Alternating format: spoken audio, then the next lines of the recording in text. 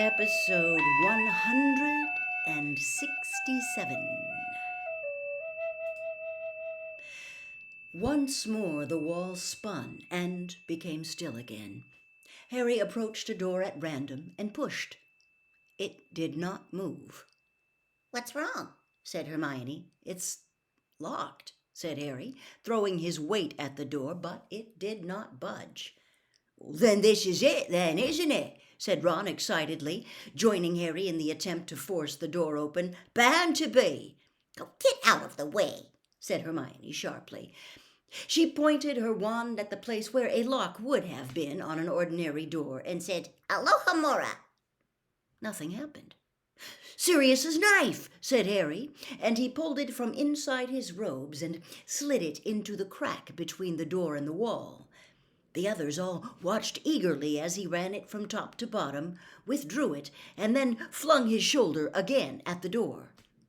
It remained as firmly shut as ever. What was more, when Harry looked down at the knife, he saw that the blade had melted. "Right, we're leaving that room," said Hermione decisively. "But what if that's the one?" said Ron, staring at it with a mixture of apprehension and longing. "It can't be. Harry could get through all the doors in his dream," said Hermione, marking the door with another fiery cross as Harry replaced the now useless handle of Sirius's knife in his pocket. "Do you know what could be in there?" said Luna eagerly as the wall started to spin yet again. "Something glibbering, no doubt," said Hermione under her breath, and Neville gave a nervous little laugh. The wall slid back to a halt, and Harry, with a feeling of increasing desperation, pushed the next door open. "This is it!" He knew at once by the beautiful, dancing, diamond-sparkling light. As Harry's eyes became more accustomed to the brilliant glare, he saw clocks gleaming from every surface, large and small, grandfather and carriage, hanging in spaces between the bookcases or standing on desks ranging the length of the room, so that a busy, relentless ticking filled the place like thousands of minuscule marching footsteps. The source of the dancing, diamond-bright light was a towering crystal bell jar that stood at the far end of the room. "This way!" Harry's heart was pumping frantically now that he knew they were on the right track. He led the way forward down the narrow space between the lines of the desk, heading, as he had done in his dream, for the source of the light, the crystal bell jar, quite as tall as he was, that stood on a desk and appeared to be full of a billowing, glittering wind. "Oh, look," said Ginny as they drew nearer, pointing at the very heart of the bell jar. Drifting along in the sparkling current inside was a tiny, jewel-bright egg. As it rose in the jar, it cracked open, and a hummingbird emerged, which was carried to the very top of the jar. But as it fell on the draught, its feathers became bedraggled and damp again, and by the time it had been borne back to the bottom of the jar, it had been enclosed once more in its egg. "Keep going," said Harry sharply, because Ginny showed signs of wanting to stop and watch the egg's progress back into a bird. "You dawdled enough by that old arch," she said crossly, but followed him past the bell jar to the only door behind it. "This is it," Harry said again. His heart was now pumping so hard and fast he felt it must interfere with his speech. "It's through here." He glanced around at them all. They had their wands out and looked suddenly serious and anxious. He looked back at the door and pushed. It swung open. They were there. They had found the place, high as a church and full of nothing but towering shelves covered in small, dusty glass orbs. They glimmered dully in the light issuing from more candle brackets set at intervals along the shelves. Like those in the circular room behind them, their flames were burning blue. The room was very cold. Harry edged forward and peered down on one of the shadowy aisles between two rows of shelves. He could not hear anything, nor see the slightest sign of movement. "You said it was row 97, whispered Hermione. "Yeah," breathed Harry, looking up at the end of the closest row.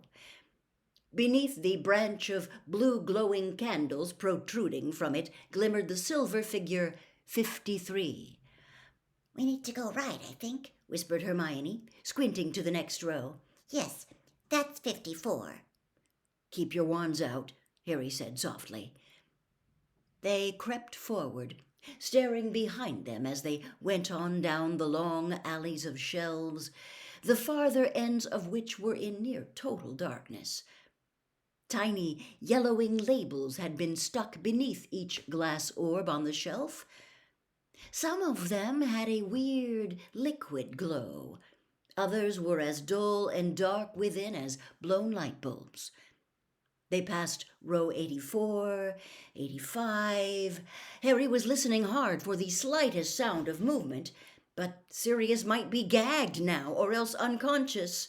"Or," said an unbidden voice inside his head, "he might already be dead."